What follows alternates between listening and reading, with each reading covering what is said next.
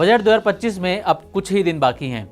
आने वाली 1 फरवरी को finance minister Nirmala Sitharaman budget पेश करेंगी। हर बार की तरह इस बार भी टैक्स पेयर्स को बजट से काफ़ी उम्मीदें हैं। सैलरीड पर्सन से लेकर बिजनेस करने वालों तक हर कोई इस बजट में टैक्स के मोर्चे पर राहत मिलने के आसार लगाए बैठा है। हालांकि उनकी ये उम्मीदें कितनी पूरी होती हैं ये तो बजट के बाद ही पता चलेगा, लेकिन जिन चीज़ों को लेकर लोग बजट 2025 से राहत की उम्मीद लगाए बैठे हैं, इस रिपोर्ट में हम उन्हीं चीज़ों के बारे में बताने जा रहे हैं। तो चलिए जानते हैं इनकम टैक्स से जुड़े उन 5 बदलावों के बारे में जो आगामी बजट में देखने को मिल सकते हैं। सबसे पहला जो बदलाव देखने को मिल सकता है वो है बेसिक एग्जम्पशन लिमिट से जुड़ा। मिडिल क्लास की मांग है कि न्यू टैक्स रिजीम के तहत बेसिक एग्जम्पशन लिमिट को 3 लाख रुपए से बढ़ाकर 5 लाख रुपए किया जाए। अगर बजट 2025 में ऐसा होता है तो इसका सीधा फायदा लोअर और मिडिल इनकम क्लास के लोगों को होगा। इससे उनका टैक्स बचेगा और हाथ में ज़्यादा पैसा आएगा जिससे वह बाहर जाकर खर्च कर सकेंगे। एक्सपर्ट्स का कहना है कि इस बार के बजट में बेसिक एग्जम्पशन लिमिट के मोर्चे पर बड़ी राहत मिल सकती है।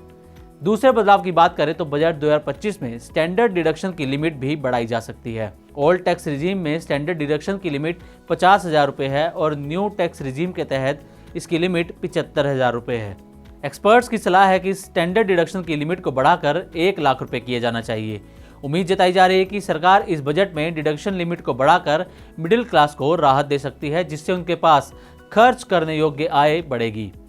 तीसरा बदलाव ये भी होने की उम्मीद है कि सरकार 15 लाख तक की कमाई वालों को इनकम टैक्स छूट दे सकती है। कुछ दिनों पहले रॉयटर्स ने अपनी एक रिपोर्ट में इसका दावा किया था। उसी के बाद से ही इसे लेकर अटकलें लगाई जा रही हैं। अगर सरकार की तरफ से ये कदम उठाया जाता है तो ये टैक्स पेयर्स के लिए बड़ी राहत हो सकती है। सरकार के इस कदम से लोगों के पास ज़्यादा पैसा बचेगा और वो बाजार में ज़्यादा खर्च कर सकेंगे, जिससे इकोनॉमी को रफ्तार मिलेगी। चौथा बदलाव है ATC के तहत डिडक्शन लिमिट को बढ़ाना। एक्सपर्ट्स ने सेक्शन ATC के तहत डिडक्शन की लिमिट को 1.5 लाख से बढ़ाकर 2.5 लाख से 3.5 लाख करने की इच्छा जताई है। ऐसा हो जाता है तो ज़्यादा लोग सेविंग और इन्वेस्टमेंट कर सकेंगे। इन्वेस्टमेंट को बढ़ावा देने से देश की इकोनॉमी को भी फायदा होगा। इससे मिडिल क्लास के लोगों पर टैक्स का बोझ और कम होने की उम्मीद है। अब आते हैं 5वें बदलाव पर। दरअसल रियल एस्टेट सेक्टर की डिमांड है कि सेक्शन 24B के तहत होम लोन के ब्याज पर टैक्स डिडक्शन की लिमिट को बढ़ाया जाए। सेक्टर की मांग है कि अगर सरकार डिडक्शन की लिमिट को बढ़ाती है तो इससे घर खरीदने वालों को बहुत बड़ी राहत मिल सकती है।